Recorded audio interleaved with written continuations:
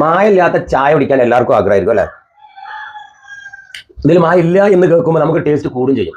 ഇനി ഈ ചായ ഉണ്ടാക്കുന്ന പൊടിയും കൂടെ കണ്ടുപിടിച്ചാലോ അതിലേറെ ടേസ്റ്റ്.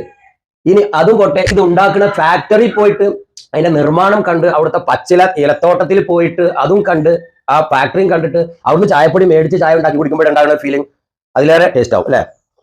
കഴിഞ്ഞില്ല. ഇനി മായം ഇല്ല എന്ന് സർക്കാരിന്റെ സർട്ടിഫിക്കറ്റ് ലാബിൽ പോയി ആ ചായപ്പൊടി കാണിച്ചു ടെസ്റ്റ് ചെയ്ത് കൊടുത്തെങ്കിൽ ഒരു സർട്ടിഫിക്കറ്റും കൂടി നമ്മുടെ കയ്യിലുണ്ടായി.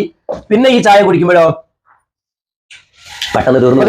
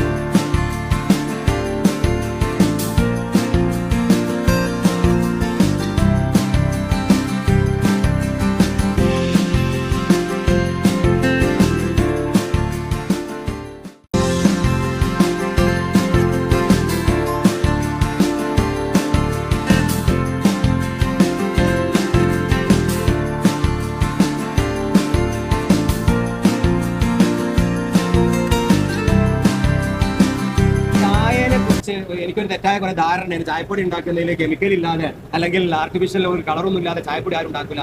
അത് കാണാൻ വേണ്ടിയിട്ട് ഫാക്ടറിക്ക് വന്ന് ഫുള്ള് സാറിന്റെ പേര് മാധവൻ സാർ ഇതെല്ലാം ലൈവായി കാണിച്ചു തന്നപ്പോൾ വലിയ സന്തോഷം. നമുക്ക് മൂക്കിൽ കുത്തുന്ന മണമൊന്നും കിട്ടുന്നില്ല. അതിന്റെ കാരണം അതായത് ചായ കലക്കി പിടിക്കുമ്പോൾ പച്ചവെള്ളത്തില് ചായപ്പൊടി കഴിക്കാൻ പോകുന്നത് കളറുള്ളതാണെങ്കിൽ എന്താ പറയാ, ഇത് കളർ കാണും അല്ലേ.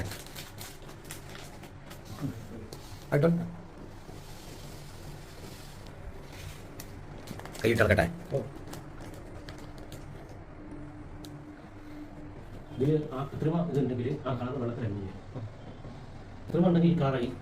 അതില്ലെങ്കിൽ അതിന്റെ അടുത്ത കിട്ടിയാൽ മതി.